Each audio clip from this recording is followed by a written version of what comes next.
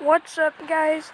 Today we're going to be showing you how deep the water got in our driveway with all the rain today. So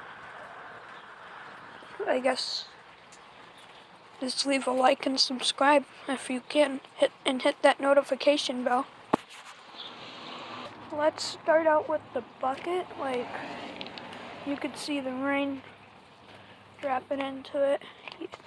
I don't know if you guys could see it, but you can see how all the water is right now. It's about a quarter, and my mom's parking spot, it's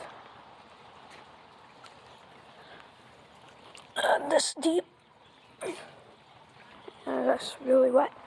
And the other spot, hold on, sorry about that. I got water on his phone. There's this part up to my wrist. Alright, another part over, a little over my wrist, so pretty deep.